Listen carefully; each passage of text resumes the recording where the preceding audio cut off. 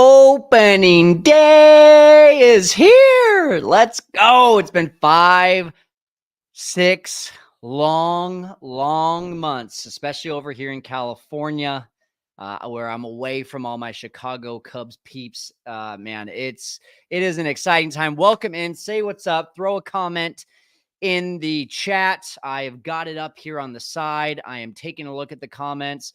Hello, Tyler. Tyler says W.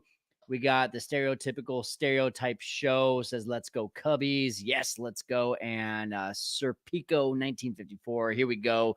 Go Cubs. Hey, it's time. It is time. We are 2 hours away from first pitch. If we're being specific, 2 hours and 4 minutes away from first pitch in Arlington, Texas. I just got a text from my buddy who's at the game. He is unfortunately a Rangers fan. So what are you going to do?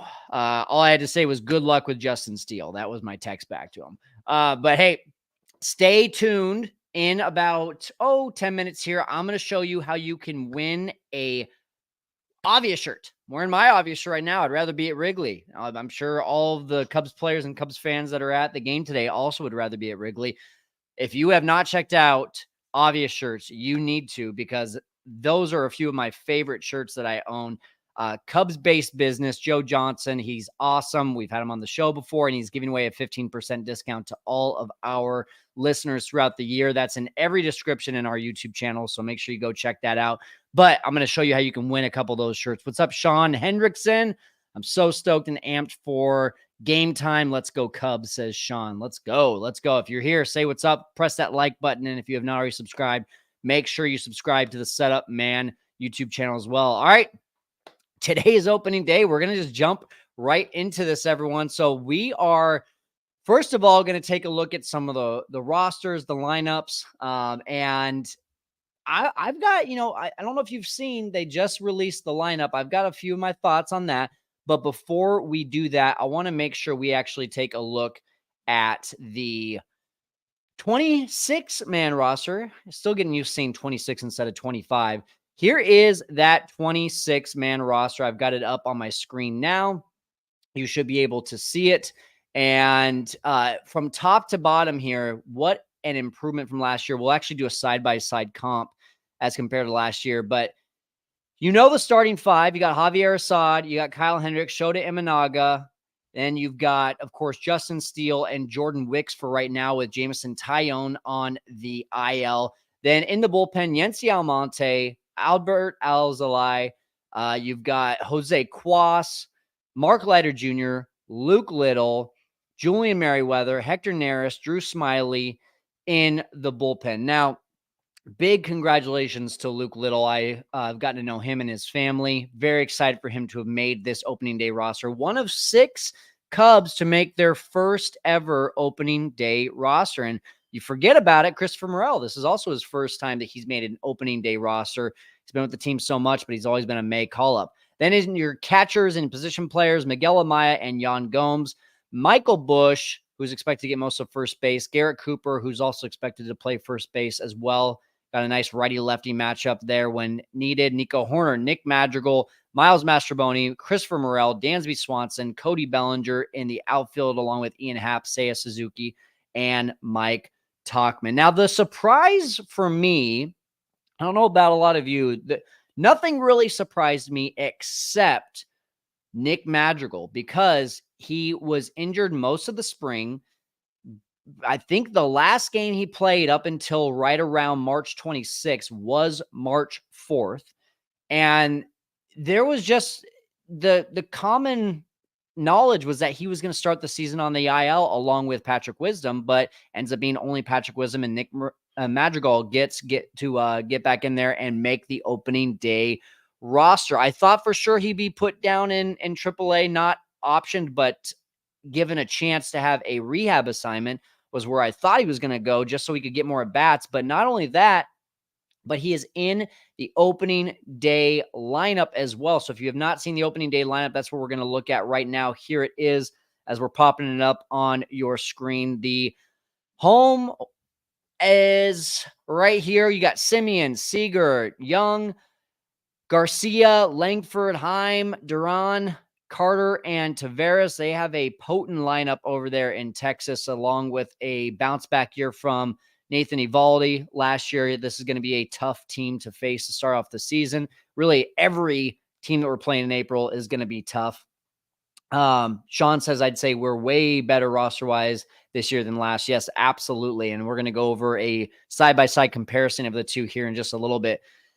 And then over on our side, we got Ian Happ leading off, Seiya Suzuki batting second, Cody Bellinger third, Christopher Morel, Dansby Swanson, followed by Michael Busch at first base, Nico Hoerner second base, Nick Madrigal getting the start at third, and then Yan Gomes as your catcher. Now, I've got a lot of thoughts about this lineup. First of all, I'm very excited. Let's just start from the top. I'm very excited to see Ian Happ batting leadoff.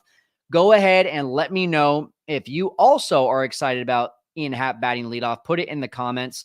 We've got about 20 people here right now in the room. Thanks for joining us here on opening day. Make sure that you like this video. Make sure you subscribe, and make sure you let me know right now, what do you think about Ian Happ in the leadoff spot? I personally love it. He has a high on-base percentage. And as he starts to, the last couple of years, his power has dropped down a little bit, but a lot of it has been because he's cut down the strikeouts and he's developed a better eye at the plate, which I do think lends to being a better leadoff guy. You want guys on base. Now, I fully expected Nico Hoerner slotted in right after that, right? He's a stolen base guy. He's a contact guy. He hits the ball to right field a ton, kind of what you want out of your second batter. But it looks like Craig Counsell is going kind of the route of, I want my best power hitters to get the most amount of at-bats. So for that reason, Seiya Suzuki batting second. I love Suzuki batting second. I would have been extremely happy with Suzuki or Bellinger batting second, and Hoerner as well. But when you talk about getting guys the most amount of at-bats, Seiya Suzuki, I want him getting the most amount of at-bats right out of the gate because I think this is going to be a big year for him. Tyler says, I want Nico in number one personally. Sean says, Kyle, do you like where Nico is? And yeah, that's where I kind of want to get to in just a second here, Sean. Fourth, you've got Christopher Morel in at DH. And again, because of where my mind was, I thought Nico was going to be second. So you were going to see Seiya third, Bellinger, or Seiya, or honestly, I thought Bellinger would stay at third. I thought Seiya would be fourth or fifth. And then no matter where Seiya was, Morel would come right after him or right before him. Right after that, Swanson, Busch, I actually expected this to flip-flop as well. I thought Michael Busch would be right in after Morel, mainly just because of lefty, righty, lefty. But Craig Counsell is going with lefty, righty, righty, then lefty with Busch. Swanson, as you know, his power numbers dipped off a little bit last year, but especially in the second half, he just was not the type of hitter that you wanted in the middle of the lineup. So with him batting fifth, I don't know how long that lasts this season, if I'm being completely honest. I think Swanson's true value is in the field, and especially if the Cubs can find a way to get Christopher Morel in at third base and Nick Madrigal out of the lineup. No offense to Nick. I believe Dansby Swanson will be best suited at even the number 7 or 8 spot in this lineup eventually when you have guys like Owen Casey, guys like Alexander Canario coming up, getting the call up, getting more at bats. I would like to see Dansby down towards the bottom of the lineup. You put Dansby Swanson at a 7 or 8 hole eventually in this lineup, and you can get some home runs and, a mid-7s OPS out of your all-star Gold Glove shortstop.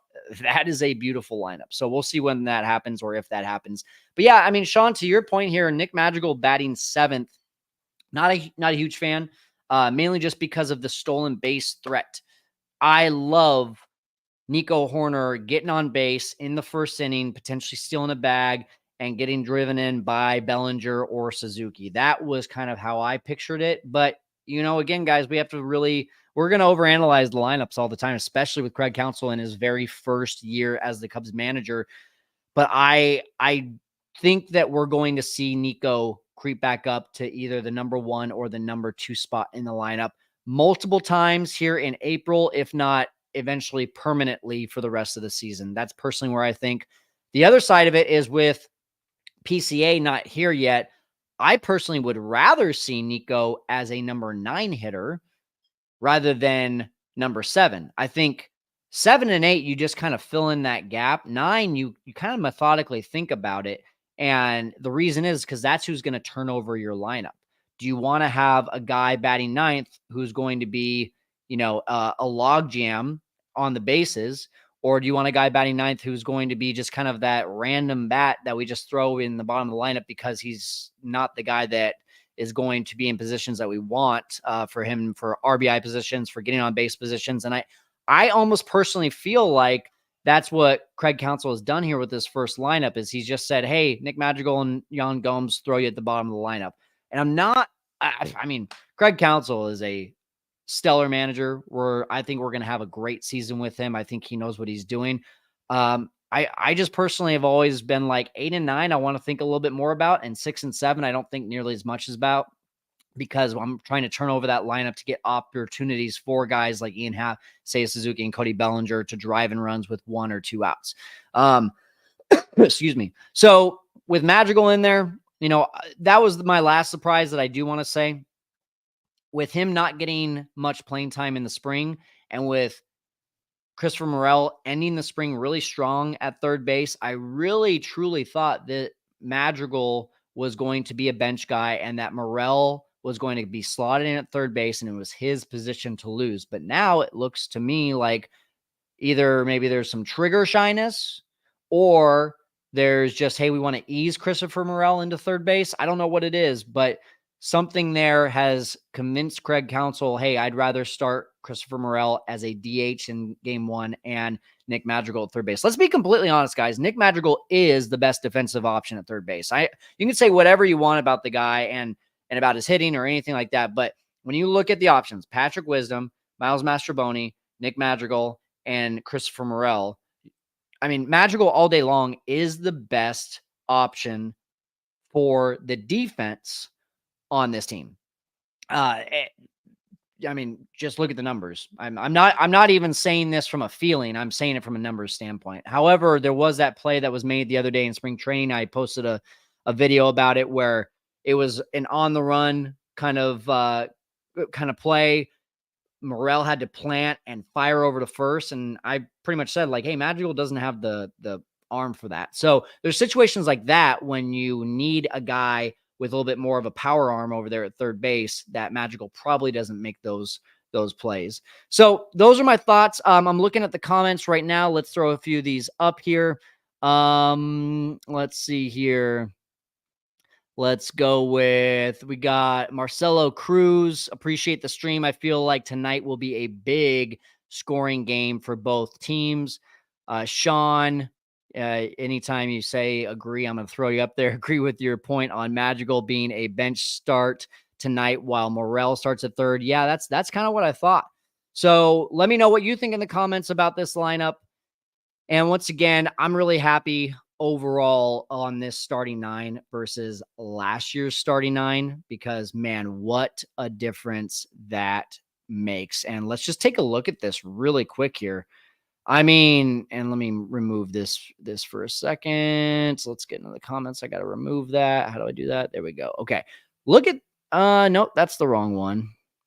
Did I not add this in? No, I didn't. You know what? I'm just going to have to read off of my phone. I apologize, guys. I didn't get this in before the live stream started, but let's just take a look at this, and I'm going to bring this up on my cell phone right here.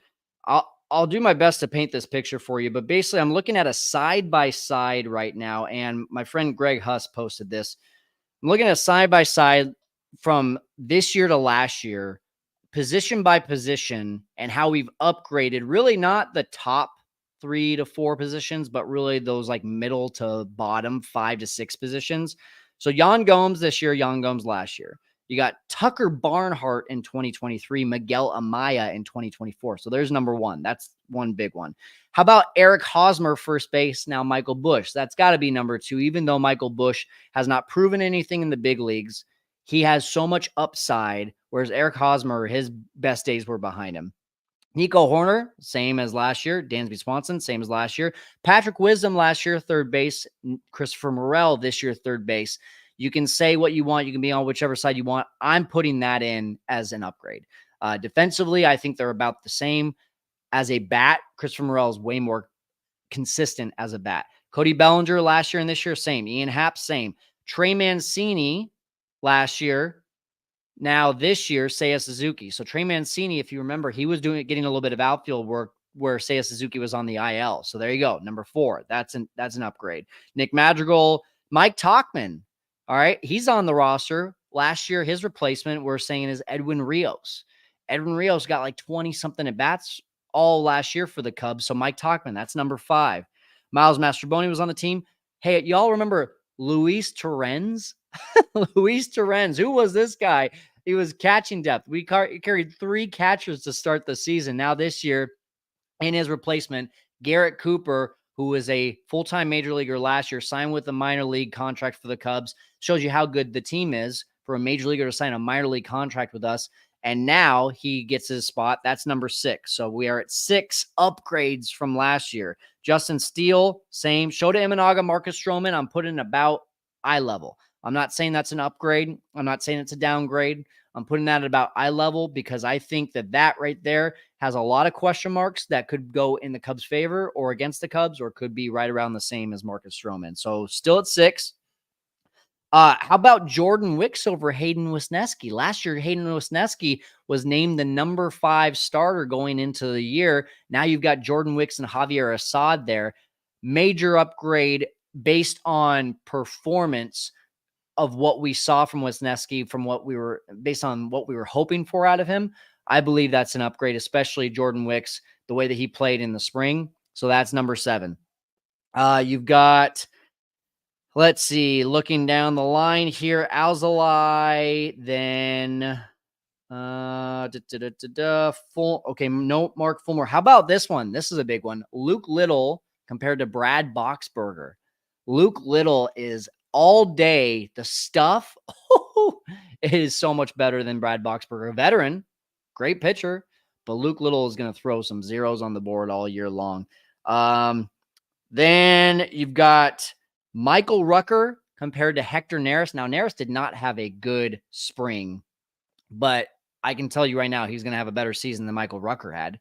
Michael Rucker, I don't know if he's even on a major league team, but that is a major, major upgrade. So we are looking at, and then last one, Yency Almonte, a question mark to Keegan Thompson. Again, I would say that those are about, once again, eye level move. So we're right around 8 or 9 upgrades compared to last year's roster. And that to me is extremely, extremely, extremely exciting. Okay. So with that being said, a couple other things, and then we'll get into the obvious shirt giveaway. So the last thing that I do want to take a look at, especially here on opening day, is what the matchups look like compared to each other's pitchers. So you've got here, this is the matchups provided by MLB.com. And again, the Cubs are facing Nathan Eovaldi and the Rangers are facing Justin Steele. Right now, you're looking at the most tenured player on the Cubs against Nathan Eovaldi is Yan Gomes. He has been 6 for 11 with an RBI, and that's a 545 average, just over 1100 OPS. Again, another reason why I'm kind of like, hey, I'd actually rather have Gomes, maybe towards the 7 or the 8 spot rather than 9. So aside from that, you got Bellinger with a couple at bats and a hit. Garrett Cooper has got a handful of at bats, about 7 there. He's 3 for 7 against him. And then the rest of the team, 2 or 3 at bats, except for Dansby Swanson with 6, does not have a hit against Eovaldi, and Mike Tauchman with 1 hit and 7 trips. Now on the other side, a lot of guys seeing Justin Steele for the very first time. So you have Andrew Kinsner, former Cardinal, has the most at bats against Justin Steele with 11 and has 1 home run. But the rest of the lineup, again, either 0 to 3 at bats. So I think favor Justin Steele when you take a look at how much experience the rest of the team has. So this is all looking like a great start to the season for the Cubs. And I did a video the other day where we talked about how well they've done in opening day games. They're 11-9 in the last 20 years. All right. So they've been really good on opening day, especially because they're actually starting on the road more often than not. In 8 of the last 20 years, they've started at home. 12 of the last 20 years, they've started on the road, which is actually really a good thing based on how cold it is at Wrigley, typically on opening day. So with that, let's go ahead and tell you how you can win this Obvious shirt giveaway. So I'm going to go ahead and give you 2 things that you can do. So if you make one prediction tonight on these 2 things, you could potentially win one or maybe even both of the free Obvious shirt giveaways that I'll be giving away. And first of all, you got to make sure that you are subscribed to our list. The only way that I can contact you is if you are actually subscribed to our list. Now, how do you do that? I'm going to share my screen right now so that you can see exactly how to. Right here on our website, setupman.net. That's where you're going to go. You're just going to scroll down a little bit. And when you scroll down, boom, look, it says subscribe now. Name, email, boom, you're subscribed. You're good to go. And that means that you are entered into having a chance to win this Obvious shirt giveaway. Now, number 1, let's go ahead and get it in the comments. Predict the score. What do you think the score is going to be? I need to know score on both sides and who wins. So is it 7-6 Cubs? Is it 5-1 Rangers? Who's it going to be? My score prediction for tonight is I think Cubs win 6-4. Put it in the comments. What is your score prediction? Whoever gets closest or gets it on the nail on the head, you will win the Obvious shirt. Now, if 2 of you have the exact same ones, then we're going to put your name in a hat. We'll draw. We'll see who wins the Obvious shirt. So go ahead and put that in the comments right now. What is your guess for the day? We've got Cubs Superfan saying Cubs 6, Texas 3, close to what I said. Okay, I like it. I like it. And if you, by the way, if you have a name like that, Cubs Superfan, make sure you put your real name in the comments as well, because I need to be able to line it up with who is subscribed to our channel. So Cubs Superfan, make sure you put your name in the comments. All right, we got about 30 people watching. We only have one guess on what the final score is going to be. Here we go. Tyler says 9-4 Cubs. Thank you, Tyler. I like that score. I like it a lot. What else we got out there? Let me know. I'm going to give it another second or 2 here, see if anyone else puts a guess out there. And then if we don't, we're going to go ahead and move on to the second way that you can win an Obvious shirt.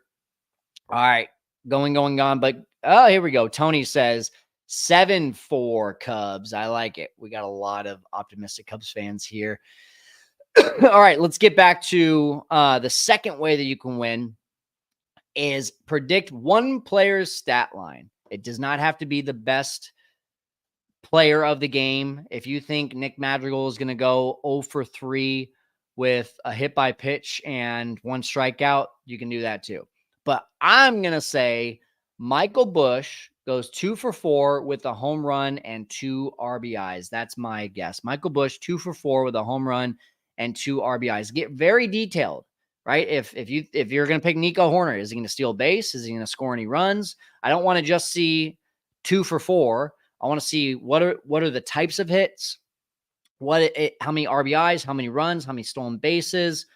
Is there any walks? Is there any strikeouts? The more detailed that you can get, the more likely that you'll be able to win, especially if it's coming down and it looks like, oh, well, this person said this and person B said this, and those are both really close to what the end result is going to be. So to get really specific so that we can even use those as tiebreakers.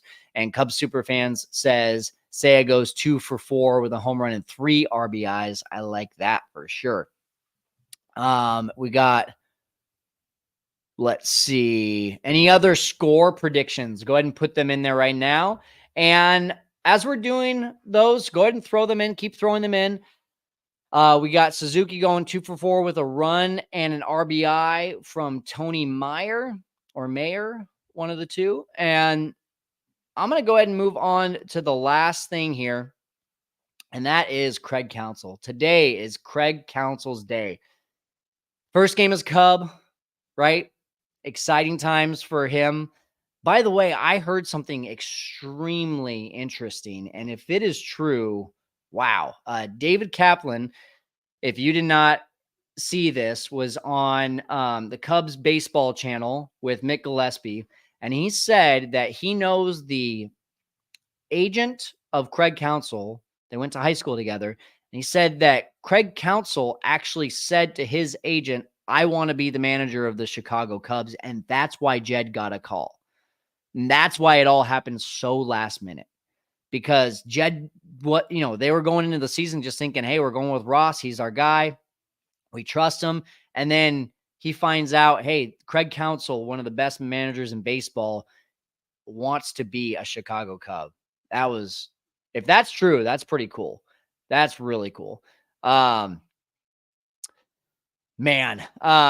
we'll see if that ever does come out from Counsell. But in the meantime, here's the pedigree that he's bringing to the table. In 8 seasons, he's 707 wins against 625 losses. That is a .531 winning percentage. In opening days, he's only 3-5, but guess what? 3 of those losses came at the hands of the Cubs. So you take those away, and he's got a winning opening day record. Now, honestly, for me, Craig Counsell is a manager. When you talk about WAR and players, I think Craig Counsell and a good manager bring in more wins for the team. If not, then what are we doing? What's even the point of a manager? There's been people out there that have been like, oh, come on, manager WAR. Well, yeah, I mean, what's the whole point of having a manager if they're not going to lead you to more wins? You all talk about how David Ross lost us more games. You got to also, if you're going to say that a manager loses you a game, you have to be able to say a manager wins you a game as well. And Craig Counsell is a 3-4 win, to me, WAR manager. And that is just comparing to how the Cubs did last year. I think if the Cubs had David Ross replaced with Craig Counsell, this is an 86-win team, and they make the playoffs, and you never know what happens. Right? That, to me, the season was lost last year in May. It was not lost in September. It was lost in May. Why? Because you had Eric Mancini, Trey Mancini, mixed in Hosmer. You had Eric Hosmer, Trey Mancini, and Tucker Barnhart and Miles Mastrobuoni consistently in that lineup. I think it was something close to 600 at-bats that those guys got. And I know Miles Mastrobuoni turned it around in the second half, but the problem is that he got so many starts when you had guys like Christopher Morel lighting up the minors. And even when he got called up, wasn't getting nearly as much playing time as you wanted. Those guys are the kind of guys that Craig Counsell will not be okay with playing. He won't be the, hey, these are the guys that got us here. These are the guys that have gotten other teams there, so we're going to play them. No, he wants to play the younger guys. He wants to play the guys that are going to win the games for them. He wants to get the guys the most at bats to be able to win games for them. That's why the lineup is constructed today the way it is, as well, with Suzuki there at number 2 and Ian Happ at number 1. So me personally, I think Craig Counsell is bringing 3-4 wins this year. And for that reason, let's round it out here with projections for this year. I think that PECOTA and all of these people that are out there saying 80 to 84 wins for the Cubs, they suck. That's not accurate by any means. I just listed off for you the 8 or 9 upgrades that the Cubs have in opening day of 2024 compared to opening day of 2023. That in itself should be enough for everyone to be able to just look at apples to apples and say, this is a significantly better team on paper. But what they're doing instead is they're saying, oh, well, this is a pretty similar team to what they were last year, but they're looking at the time the Cubs were at their best. July, August, they're looking at those lineups and those rosters and saying, yeah, it's about the same team. Well, guess what? That about the same team. That team was on a track for 95 wins. If you take out the injuries that happened in September and the terrible managing and lineups that were put out in May. If you take out September and May, this team had a winning percentage that would equate to 95 wins during the year. So if they improved, and they have all of these pieces last year that were question marks that are now solidified. Who's our closer? We didn't know that last year. Now it's Alzolay. We know that. There's no question about it. Who's our 5th starter? Well, maybe Hayden Wesneski will work. No, it's very simple. It's going to be Jordan Wicks, and because Tyone is not back, we're going to put in Javier Assad, who was lights out as a starter last year as well. The only question mark now is who's playing third base, where last year the question mark was, is this first base thing going to work out? Is this third base thing going to work out? We've got catchers. The catching depth is Luis Torrens and Tucker Barnhart, right? Well, there was all these questions in the bullpen. We thought Michael Fulmer was going to be the closer. There wasn't much depth in the starting rotation or the bullpen. There's all these things have been solidified. Plus, this is the big plus. When someone gets hurt or goes down this year, it doesn't hurt this year nearly as much as last year. Why? Well, there's two reasons. Number one, there's more depth. All right. Mike Tauchman is the fourth outfielder. If an outfielder gets hurt, you're bringing up Alexander Canario. Canario got limited playing time last year, but he can show that he can play the outfield and get a good bat in the. And honestly, I can't wait to see him being the DH over guys like Christopher Morel. I think Morel move over to third base, put Canario at DH. But those are the kind of moves. If a pitcher gets hurt, now you've got Ben Brown, Cade Horton producing down at the AAA level, being able to be called up. David Bote looks healthy as well. If the third base situation, or let's just say some infield position is not looking good and there's a lot of injuries, there's a lot of issues, David Bote looks healthy, bring him up. There's a lot more depth. There's a lot more options down at the minor leagues this year. Plus, you've got guys like Owen Casey, Kevin Alcantara, James Triantos, Matt Shaw, who are producing and look like they could make big leaps this year and surprise us and potentially come up to the majors this year. The guys that I think we know for sure that we'll see, PCA. And by the way, I don't know why I skipped over him when I was talking about an outfielder going down. PCA should definitely be the first or second call up after Canario.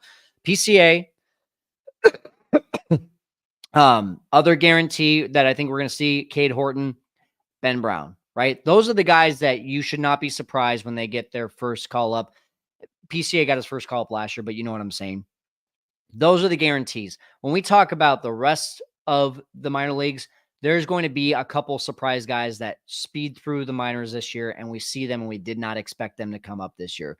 Maybe Brennan Davis comes up, right? That's the kind of depth that we're talking about that is exciting down at the AAA level right now. And that's exactly, I listened to the score, 670 the score this morning, and Jed Hoyer was on there and he said, this is absolutely why we're not going after guys like the Jordan Montgomerys, why we didn't go after bigger bats like Matt Chapman, because there's so much exciting depth coming up through the system that we don't have to spend a bunch of money. Now, you can go one way or another off of that, but it is really exciting. You have to admit, it's extremely exciting to think about Matt Shaw at third base and PCA in center, moving Bellinger over to first base. Think about that defense plus the offense that it brings to the team and the speed it brings to the team. A lot of things that people aren't talking about with Matt Shaw is his speed. He's got tremendous speed. That's actually one of his best assets.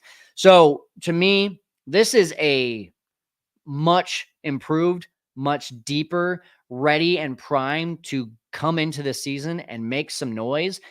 And last year we wanted so badly to say, well, this feels like the 2015 Cubs because, now all these moves are made. No, we wanted that. We wanted to push that just because we want to get back to the glory days of 2015 to 2018. But now this year, this really feels like 2015 to me, coming off of a pretty strong year, going into a year where a lot of projections are not in the Cubs' favor, but a lot of these guys coming up from the minors are going to surprise people. And for that reason, I think you see this team. I personally think Cubs win the division, win at least 88 games. And I'm going to put them in at least the NLDS, right? The wild card series. If they, and I, to be completely honest, it's fuzzy in my mind how the playoff system is working these days with that third wild card team, but I'm pretty sure, right, that third wild card team ends up playing the lowest winning division leader. I'm pretty sure that's the way it works. And in that case, you'd see the third place wildcard team play the Cubs, because I don't think that they're outdoing the East or the West in terms of number of wins. So I think they at least get past that and they make it to the division series. So there I am, 88 to 90 wins and making it to the division series at the least. So what do you think? That's just a fun way to end it here. I want to know what you think. Drop it in the comments. But once again, let's just recap the opportunity to be able to win an Obvious shirt. Number one, make sure that you are subscribed to our list at setupman.net. That's the only way I can contact you. Number two, make sure that you are predicting the score in the comments. What is the final score and who wins? And number three, be detailed. You just have to put in your prediction for one player's stat line so you can win a Obvious shirt one of two ways: the final score or a player's stat line. We are now exactly 90 minutes away from the first pitch of the 2024 opening day season, guys. This is exciting. This is fun. I cannot wait. I'm not going to go put my arm on ice. I'm just going to go ahead and go get ready for the season. Can't wait to see you. Let's go win. Go Cubs, go.